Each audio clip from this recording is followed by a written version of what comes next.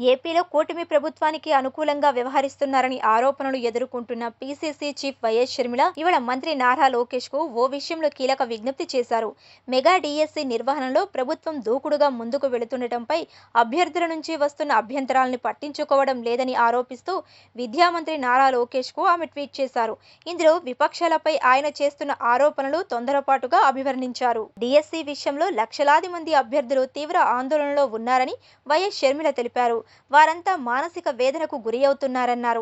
రేపటి నుంచి పరీక్షలు నిర్వహించడం కరెక్ట్ కాదంటున్నారని పేర్కొన్నారు. నోటిఫికేషన్, పరీక్షా సమయానికి మధ్య 45 రోజులు మాత్రమే గడువు ఇవ్వటం సబబేనా అని ప్రశ్నిస్తున్నానని తెలిపారు. ఇది మెగా డిఎస్సి కాదు, దగా డిఎస్సి అని వాపోతున్నారన్నారు.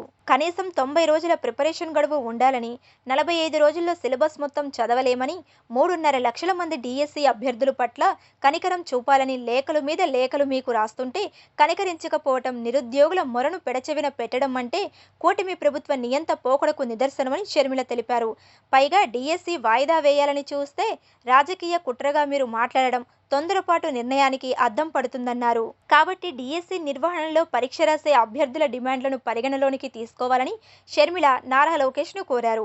90 పాఠ్య పుస్తకాలను 45 రోజుల్లో ఎలా చదవగలరో అర్థం చేసుకోవాలన్నారు. ప్రిపరేషన్ గడువును మరో 45 రోజులు పెంచే అవకాశంపై వెంటనే పరిశీలన చేయాలన్నారు. నార్మలైజేషన్ పద్ధతిలో కాకుండా డిఎస్సి పరీక్షలు ఒకటే జిల్లా, ఒకటే పేపర్ విధానంలో ఉంటే బాగుంటుందనే అభ్యర్థుల వాదనపై పునరాలోచన చేయాలని ఆమె కోరారు.